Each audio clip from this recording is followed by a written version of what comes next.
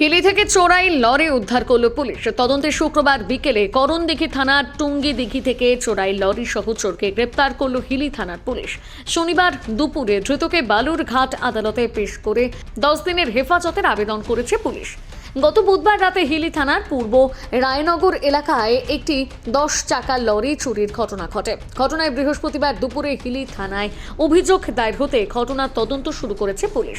শুক্রবার সকালে চোরাই লরির হদিশ মেলে। ঘটনায় উত্তর দিনাজপুর জেলার করণদিঘি থানার টুঙ্গিদিঘিতে হানা দেয় পুলিশ। অভিযানে ঘটনাস্থল থেকে চোরাই লরি সহ চোরকে গ্রেপ্তার করে পুলিশ। রাতে উদ্ধার লরি ও চোরকে হিলি থানায় নিয়ে আসে পুলিশ। বৃহস্পতিবার দুপুরে ধৃতকে বালুরঘাট আদালতে পেশ করে তদন্তের জন্য 10 দিনের হেফাজতের আবেদন করেছে তদন্তকারী আধিকারিক।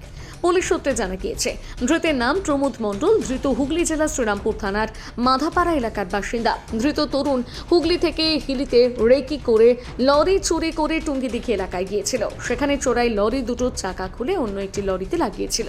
ওই লরিটিকে ঘটনাস্থল থেকে উদ্ধার করেছে হিলি থানার পুলিশ। এই প্রসঙ্গে ডিএসপি হেডকোয়ার্টার বিক্রম প্রসাদ বলেন, গত 15/1/2026 আমাদের হিলি থানার অন্তর্গত বক্সিগঞ্জ এরিয়া থেকে একটি লরি চুরি হওয়ার খবর আমাদের কাছে রিপোর্ট হয়। আমরা সঙ্গে সঙ্গে একটা টিম তৈরি করে আমাদের যে মেইন রুট, সেই রুটে এই ঘটনার ফলো আপ করি।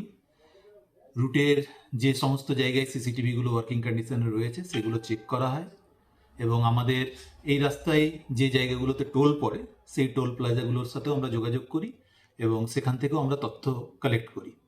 আমরা একটা স্ট্রং লিড পাই যে এই যে লরিটি এটি আমাদের নিয়ারেস্ট একটি পেট্রোল পাম্পে তেল ভরেছে, রিফুয়েলিং করেছে।